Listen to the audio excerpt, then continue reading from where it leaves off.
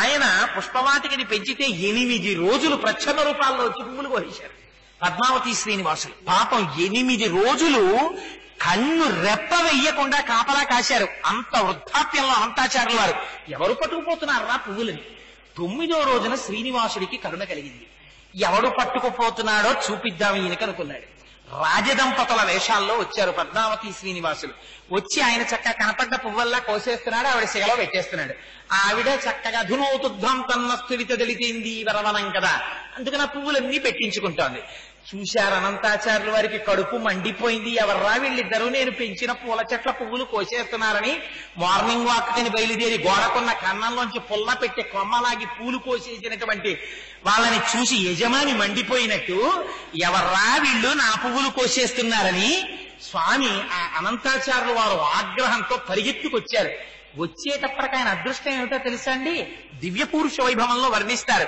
నీలతో జత మధ్యస్థ విద్యుల్లేకే భుభాస్వర నీవారస్సూకవత్తన్వే పీతాభాస్వత్యనూపమా అని మనం మంత్రపుష్పం చెప్తాం కదా. అలా అయ్యవారి నల్లటి చేతుల్లో అమ్మవారి ఎర్రటి చేతులు వేసుకుని వాళ్ళిద్దరూ చట్టాపట్టాలు ఆడుకోవడానికి చేతులు పట్టుకున్నారు. అనంతాచార్యులు వారు పరిగెత్తుకొచ్చారు. ఇద్దరిని పట్టుకోవాలనుకున్నారు. అందుకని ఎక్కడ పట్టుకోవాలి? ఆ వైభవం అనంతాచార్యుల గారికి ఇచ్చారు అయ్యవారు. ఎలా ఇచ్చారో తెలుసా అండి? ఇద్దరూ పట్టుకున్నటువంటి చేతుల్ని గట్టిగా తన 2 చేతులతో పట్టుకుని తన సంకల్లోకి లాగేసుకున్నారు. లాగేసుకుంటే వెంకటేశ్వర స్వామి వారు దొరుకుతారా?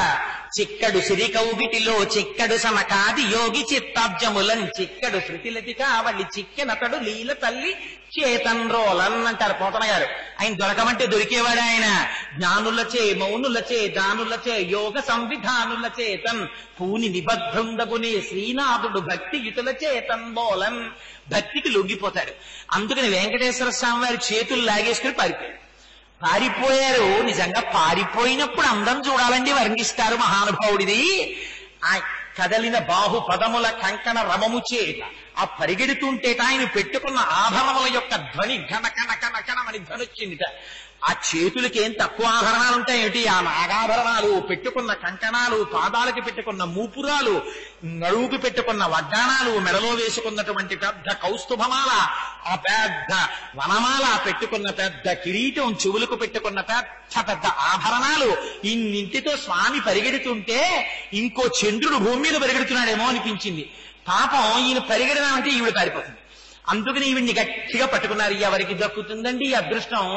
అమ్మా నీ పాదాల మీద నా శిరస్సు పెట్టి నమస్కారం చేస్తామమ్మా అంటాం కదా. కాళే మాత కదయ కలితాలక్షకరసం పిబేయం విద్యార్థి తవచరణ నిర్ణేజన జలం అని పొంగిపోయారు శంకరాచార్యుల వారు. అటువంటి అమ్మని గట్టిగా పట్టుకుని అనంతాచార్యుల వారు అన్నారు, ఏమి పిల్ల, ఎవరే వాడు? నీ మొగుడే కదా, ఎక్కడికి పారిపోయాడు అన్నారు. అమ్మంది, అయ్యో తండ్రి, నువ్వు నాకు తండ్రి లాంటి వాడివి, నన్ను గద్దిస్తావెందుకయ్యా? పువ్వుల తోటలో విహరిద్దామని తీసుకొచ్చాడు, వచ్చాను. ఆయన ఎక్కడికి పారిపోయాడో నేనెక్కడ చెప్పగలనండి. ఆయన ఎక్కడ ఉంటాడన్నారు. ఎక్కడుంటాడంటే నేనేం చెప్పగలను? ఆయన అంతటా ఉంటాడు. బలిచక్రవర్తికి చెప్పుకున్నాడు ఆయన ఒక రోజున, నువ్వు ఎక్కడ ఉంటావంటే నేనేం చెప్పనయ్యా, అన్ని విద్యలు నా స్వరూపమే. ఇది నాకు నెలవని ఏ రీతి పలుకుదు ఒక చోటమకయం దుండ నేర్తు ఎవ్వరి వాడనం చే రీతి పలుకుదు నాయంత వాడనై నడువ నేర్తు ఇది నాకు నడకని ఎటుల చెప్పెద మూడు పోకల నేను పోవనేర్తు ఇది నేర్తు అది నేర్తు అని ఏల చెప్పంగ నేరుపులన్నీయు నేనే నేర్తు ఒరులు నాకు కారు ఒరులకు నేనవుదు ఒంటివాడ చుట్టమొకడు లేడు. ఆయన ఏకం సత్ ఏకమేవా ద్వితీయం బ్రహ్మ. ఎక్కడుంటారంటే ఏం చెప్పని, కొండలంతా ఉంటాడు, ప్రపంచమంతా ఉంటాడు. ఎంత గడుసుగా మాట్లాడేవే పిల్ల, అంతటా ఉంటాడా? కానీ నీ ఆయన్ని చూపించలేవా? ఎక్కడికి పోతాడు? చీకటిగా ఉంది కదా, నేను వృద్ధుణ్ణైపోయాను, నిన్ను గుర్తుపడదామన్నా నువ్వెవరో గుర్తుపట్టలేకపోతున్నాను, అందుకని నిన్ను ఈ సంపంగి చెట్టు కట్టేస్తానని మొలకున్న ఉత్తరీయం తీసి ఉత్తరీయం వేసి కట్టేశారు. కట్టేస్తే పాపం తల్లి రాత్రంతా సంపంగి చెట్టుకి కట్టుబడిపోయి ఉండిపోయిందండి. ఏమా తల్లి కర్మ, ఆవిడ యద్భ్రూభంగా ప్రమాణం స్థిరచర రచనా తావతం ఏ మురారే వేదాంతా తత్వ చింతామరభిదరసి యత్పాదచిష్ణైత్తరంతి భోగోపోద్ఘాత కైలీచురకిత భగవత్తైక్యరూప్యానుభావ సాన శ్రీహీయ స్ఫురణితాం అమృతలహరిధీలంఘనీయై అపాంగై అంటారు భక్తర్లు. ఆ తల్లి కనుబొమ్మ కదిలితే ఐశ్వర్యం వస్తుంది. అటువంటి తల్లిని ఉత్తరీయంతో కట్టేశారు అనంతాచార్య వారు. కట్టేస్తే తెల్లవారిపోయింది, గుడి తలుపులు తెరిచారు. తెరిచి లోపలికి వెళ్లేసరికి స్వర్ణ లక్ష్మి కనపడలేదు. కనపడకపోతే అర్చకులు తెల్లబోయారు. వెంకటేశ్వర స్వామి వారు చెప్పారు, పాపం అర్చకుల్ని నిర్బంధించి కొట్టబోయారు. కొట్టబోతే అప్పుడు ఆలయ అధికారులకి చెప్పారు, అర్చకుల తప్పు లేదు, అనంతాచార్యులు కట్టేశాడు, వెళ్లి అమ్మవారిని తీసుకురండి అన్నారు.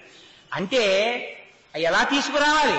కన్యాదానం చేయడానికి పిల్లని తీసుకొచ్చినట్టు తీసుకురావాలి, అనంతాచార్యులు అలా తీసుకురామనండి అన్నారు. 12 ఏళ్ళు వచ్చినా మనం అదే సంకల్పం చెప్తాం, మా అమ్మాయికి 8 ఏళ్ళు కన్యాదానం చేస్తున్నాం అంటాం. అందుకని 8 ఏళ్ల పిల్లగా మారిపోయింది. సంకనెత్తుకుని వచ్చారు అనంతాచార్యులు వారు. ఎత్తుకొచ్చి తీసుకొచ్చి అక్కడ కూర్చోబెట్టి, అయ్యా తెలియక తప్పు చేశాను అయ్యా వెంకటాచలపతి, ఇదిగో తీసుకొచ్చేశాను అమ్మవారిని తీసుకోమన్నారు. అంటే ఆయన అన్నారు, నువ్వు అలా తీసుకొచ్చి ఇచ్చేస్తే కుదురుతుందా? నువ్వు మళ్ళీ నాకు పిల్లని తెచ్చి ఇచ్చిన వాడివి, నువ్వు మామగారివి నాకు అని మామగారు అని పిలిచి తను కట్టుకున్నటువంటి పంచె విప్పి అనంతాచార్యుల వారికి మెడలో వేశారు. తను పెట్టుకున్న కర్ణాభరణములను తీసి అనంతాచార్యులు వారి చెవులకు తొడిగారు. తన మెడలో వేసుకున్నటువంటి హారములు తీసి అనంతాచార్యులు వారి మెడలో వేశారు. అనంతాచార్యులు వారి భక్తి అంటే ఏమిటో తెలుసా అండి? ఆయన ఒకసారి వెంకటాచల క్షేత్రంలోకి వస్తే ఒక చెట్టు పొడి ఉంటుంది, అది చూర్ణం చేసుకుని వాడతారు. ఆ పొడి పొట్లం ఇచ్చారు ఎవరో ఆయనకి. ఆయన ఆనందనిలయం నుంచి ఆ పొట్లం పట్టుకుని తన విడిది దగ్గరికి వెళ్లారు. ఇప్పటికీ అనంతాచార్యులు వారు పువ్వులు కట్టినటువంటి అరుగు కూడా ఉంది. మీకు ఎక్కడుందో తెలుసా అండి? సహస్ర దీపాలంకార సేవ జరుగుతుంది. నాతో వచ్చిన వాళ్ళు కొంతమంది దర్శనం చేశారు.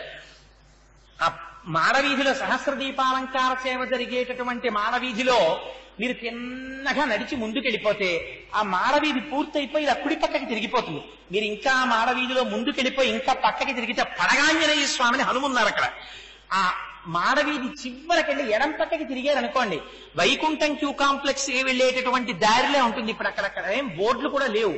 దాంతో ఇక్కడ ఏముందనిపిస్తుంది. కానీ ఎడం పక్కకి మీరు లోపలికి వెళ్లి చూస్తే అనంతాచార్యుల బృందావనము అని బోర్డు ఉంటుంది.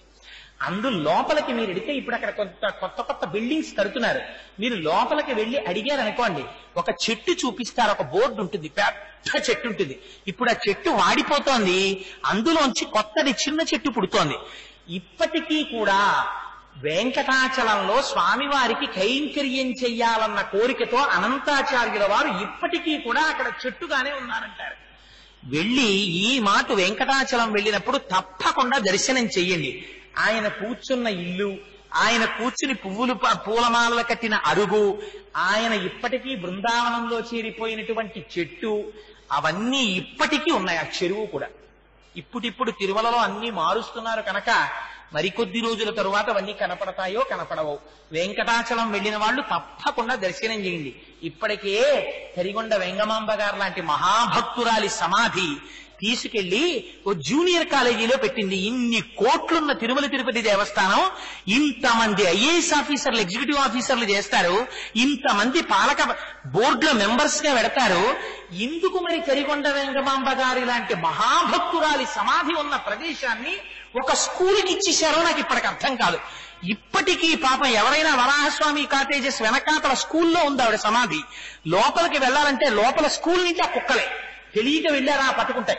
ఆ యాజమాన్యం వాళ్ళని అడగాలి. కానీ పాపం వాళ్ళ దగ్గర ఒక నిజాయితీ ఉంది. అయ్యా మేము దూరం నుంచి వచ్చాం, ఒక్కసారి తరిగొండ వెంగమాంబ గారి బృందావనానికి నమస్కారం చేసి వెళ్ళిపోతామంటే వాళ్ళు కుక్కల్ని కట్టి లోపలికి తీసుకెడతారు. లోపల విఘ్నేశ్వరుడి మందిరం ఉంది. వెళ్ళి ఆ అమ్మవారి బృందావనాన్ని దర్శనం చేయొచ్చు. తల్లి వెంకటేశ్వర స్వామి వారు ఆవిడతో మాట్లాడేవారు, ఆవిడ ఇంటికి వెళ్ళేవారు, ఆవిడ దగ్గర భాగవతం వినేవారు. అంతటి తల్లి ఆ తల్లి. అటువంటి తల్లి సమాధి ఇవాళ తిరుమలలో ఆ ఒక్క విషయం మాత్రం నాకు అస్సలు నచ్చని విషయం. ఎందుకు తీసుకెళ్లి ఒక స్కూల్ ప్రాంగణంలో పెట్టేశారో తెలియదు. నిజంగా తిరుమల పాలక మండలి తలుచుకుంటే దాన్ని ఒక దర్శనీయమైనటువంటి స్థలంగా మార్చలేదా? అంత మహాభక్తురాలు తరిగొండ వెంగమాంబ. ఇవాళ్టికి మీకు నెల్లూరు, కర్నూలు, చిత్తూరు జిల్లాల్లో బస్సులో వెడుతుంటే తరిగొండ వెంగమాంబ గారి పేరు మీద ఎన్ని షాపులు కనపడతాయో. అటువంటి తల్లి సమాధి ఒక జూనియర్ కాలేజీ, ఒక స్కూల్లోకి ఎందుకు ఇచ్చేశారో మనకు అర్థం కాదు. అందుకని ఏమో రాబో కాలంలో అనంతాళ్వారుల సమాధి కూడా దర్శనం చేయడానికి అవకాశం ఉంటుందో ఉండదు. అందుకని తిరుమల వెళ్లిన వారు తప్పకుండా దర్శనం చేయండి. ఇప్పటికీ స్వామివారి యొక్క పల్లకి వెడుతుంటే అనంతాచార్యుల వారి సమాధి దగ్గరికి వచ్చి ఒకసారి నమస్కారం చేసి వెడుతుంది.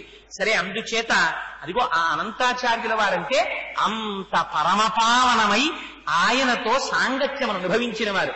ఆయన శిష్యులకు ఆకలేసి తిరుమల కొండెక్కుతుంటే వెంకటేశ్వర స్వామి వారు దద్దోజనం పట్టుకెళ్లారు. పట్టుకెళ్లి శిష్యులకి ఇస్తే శిష్యులు అన్నారు, నువ్వెవరు రా బ్రహ్మచారి అన్నారు. నేను అనంతాచార్యుల వారి శిష్యుని అన్నారు వెంకటేశ్వర స్వామి వారు.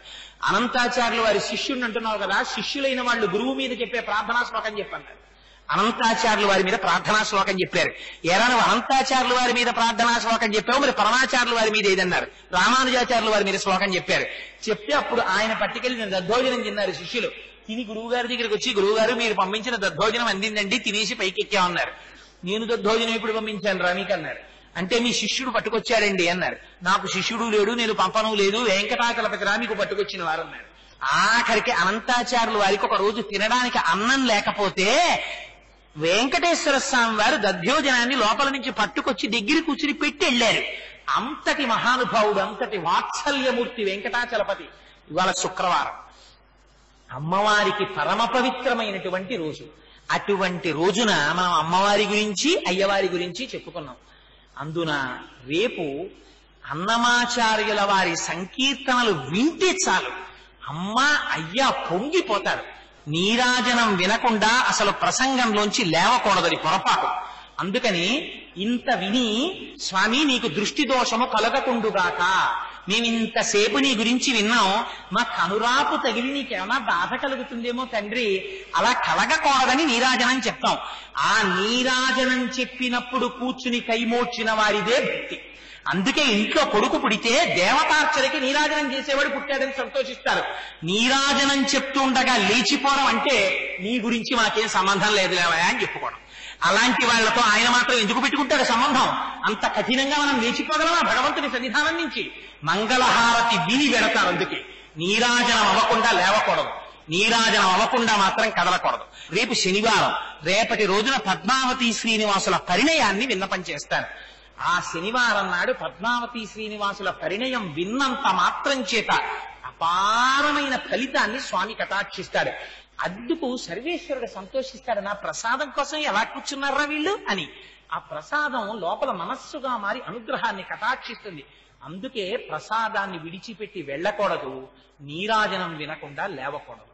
మంగళాశాసన పరైమదాచార్య పురోగమై సర్వైశ్చ పూర్వైరాచార్యై సత్కృతాయాస్తు మంగళం. మంగళం కోసలేంద్రాయ మహనీయ గుణాత్మనే చక్రవర్తి తనూజాయ సర్వభౌమాయ మంగళం. ఉమాకాంతాయ కాంతాయ కామితార్థప్రదాయినే శ్రీగిరీశాయ దేవాయ మలినాథాయ మంగళం. కరచరణ కృతం వా కర్మ వాక్కాయజం వా శ్రవణనైనజం వా మానసం వాపరాధం విహితం వా సర్వమేత్తక్షమస్వ. శివ శివ కరుణాబ్ధే శ్రీ మహాదేవ శంభో. సర్వం శ్రీ ఉమామహేశ్వర పరబ్రహ్మార్పణమస్తు. స్వస్తి.